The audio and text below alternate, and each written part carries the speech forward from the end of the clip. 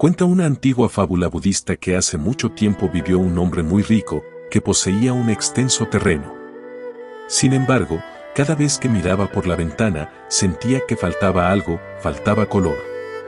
Entonces pensó que lo que le faltaba en realidad era un jardín.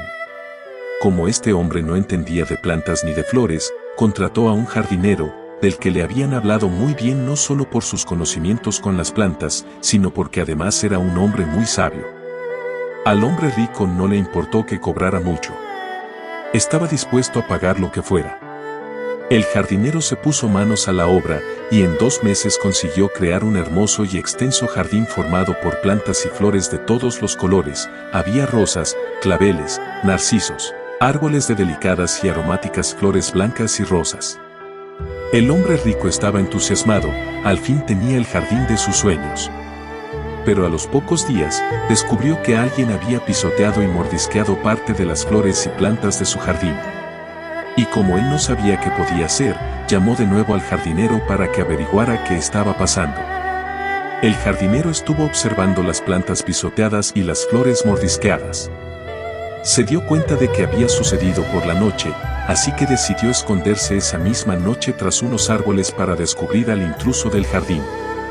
Y entonces fue cuando vio entrar a un ciervo, quien, atraído por las dulces cerezas, pisoteaba el resto de flores hasta llegar a ellas.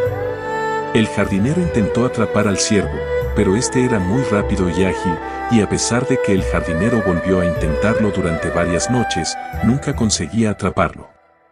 Entonces pensó: ¿qué puedo hacer para atrapar al ciervo? Ya lo tengo. Ofrecerle algo que desee tanto que no sea capaz de ver el peligro. El jardinero comenzó a esparcir galletas y dulces por el jardín, y el ciervo se lo comía gustosamente.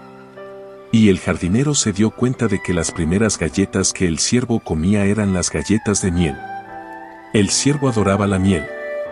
Y así fue como el jardinero ideó una trampa para el ciervo, colocó en fila trozos de galletas de miel hasta una explanada en donde depositó una buena montaña de galletas de miel.